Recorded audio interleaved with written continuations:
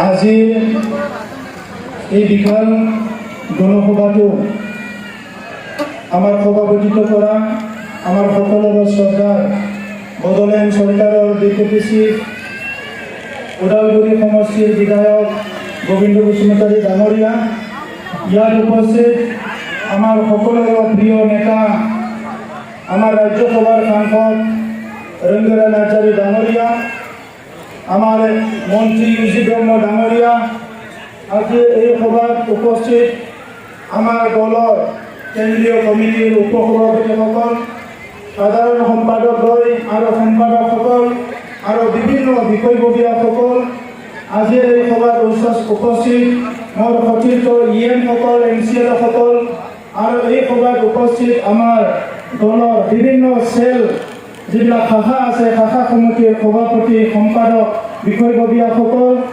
আৰু আজিৰ সভাত উপস্থিত শ্ৰদ্ধা ৰাইজ, আমাৰ দলীয় কৰ্মকৰ্তাসকল, সাংবাদিক বন্ধুসকল আৰু আমাৰ কালচাৰেল টিমৰ বিভিন্ন টিমৰ আমাৰ সাংস্কৃতিক আমাৰ মেম্বাৰসকল, মই প্ৰথমতে আপোনালোক সকলোলৈ আহি থকা ৰঙালী বিহুৰ শুভেচ্ছা জনাইছোঁ। दिनैनि बे हाबाफारियाव बाहागो लानाय साफ्रोमनोबो आङो रंजालि बैसागुनि गाहाम हामलायनाय बावहरनाय जाबाय। रङाली बिहुर মই জ্যেষ্ঠসকলক মই সেৱা আগবঢ়াইছোঁ আৰু মোৰ বন্ধু আৰু কনিষ্ঠসকলক মই মৰম আগবঢ়াইছোঁ।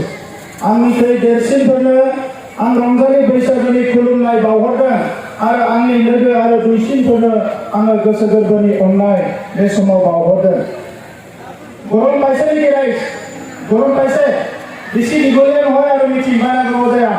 खेबसे बयबो गोबारै स्ल'गान होगोन, UPPL जिंदाबाद! UPPL जिंदाबाद! UPPL जिंदाबाद! UPPL जिंदाबाद!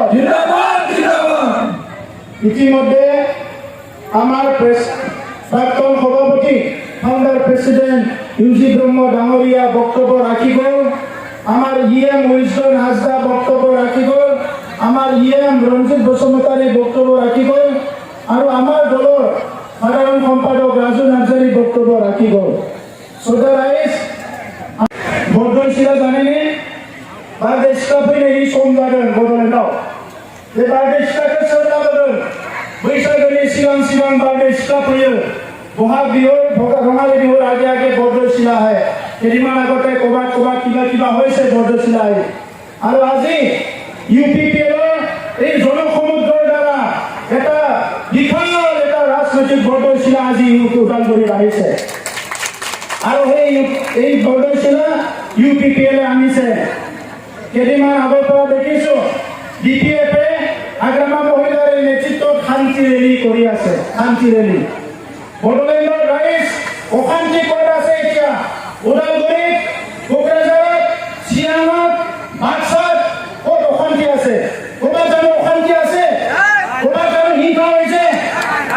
এতিয়া অশান্তি হিংসা ক'তো নাই। অশান্তি আৰু হিংসা এটা জাগাতে আছে, এইটো হ'ল হাগ্ৰামা মহিলাৰীৰ ব্ৰেইনত আছে, মগজত। আপোনালোকে জানেনে? অশান্তি এটা জাগাতে আছে, এইটো হ'ল হাগ্ৰামা মহিলাৰীৰ মগজত আৰু হাগ্ৰামা মহিলাৰীৰ ব্ৰেইনত। হাগ্ৰামা মহিলাৰীৰ ব্ৰেইনটো কিয় অশান্তি হৈছে? কিহৰ কাৰণে শান্তি ৰেলী কৰিব লগা হৈছে? যোৱা 17 বছৰত বড়োলেণ্ডত দমন নীতি চলিছিল, দাদাগিৰি চলিছিল, বিভিন্ন হিংসাৰ পৰিৱেশ হৈছিল, জাতি জনগোষ্ঠীৰ মাজত ভেদাভেদ সৃষ্টি কৰিছিল। আৰু বড়োলেণ্ডত আজি 2020 চনত প্ৰধানমন্ত্ৰী নৰেন্দ্ৰ মোদী ডাঙৰীয়াৰ আশীৰ্বাদত, আমাৰ গৃহমন্ত্ৰী অমিত শ্বাহ ডাঙৰীয়াৰ মাৰ্গদৰ্শনত আৰু মুখ্যমন্ত্ৰী ডক্টৰ হিমন্ত বিশ্ব শৰ্মাৰ নেতৃত্বত যে শান্তি চুক্তি হৈ গ'ল, ইয়াৰ পিছত বড়োলেণ্ডত স্থায়ী শান্তি আহিব। কিন্তু এই শান্তি হাগ্ৰামাই দেখা নাই। হাগ্ৰামাই কেতিয়া এই শান্তি পাব? যেতিয়া বড়োলেণ্ডৰ 35 লাখ মানুহ দমন কৰি চলাব পাৰিব, তেতিয়া এই শান্তি পায়, নহ'লে তেতিয়া শান্তি নাপায়। বড়োলেণ্ডত যদি হত্যা হিংসা হৈ থাকে, তেতিয়াহে হাগ্ৰামাই শান্তি পায়, নহ'লে হাগ্ৰামাই শান্তি নাপায়। বড়োলেণ্ডত যদি কমিশ্যন ৰাজ চলাই থাকে, সিন্ডিকেট চলাই থাকে, তেতিয়াহে হাগ্ৰামাই শান্তি পায়, নহ'লে হাগ্ৰামাই শান্তি নাপায়। আমি হাগ্ৰামাৰ নিচিনা ৰাইজক প্ৰতাৰণা কৰিব নোৱাৰো। আমাৰ মা, দাদা, ভাই, ভনী যি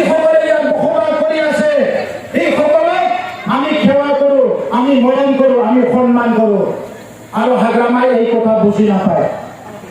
হাগ্ৰামা মহিলাই ডাঙৰীয়াক আমি সন্মান কৰোঁ, কিন্তু ইয়াৰ বিনিময়ত তেখেতে আমাক তাচিনো কৰে, তেখেতসকলে আমাক গালি গালাজ কৰে, বেয়া বেয়া কথা কৈ পেলাই তেখেতে বিভিন্ন সমাজক প্ৰদূষিত কৰিব বিচাৰে।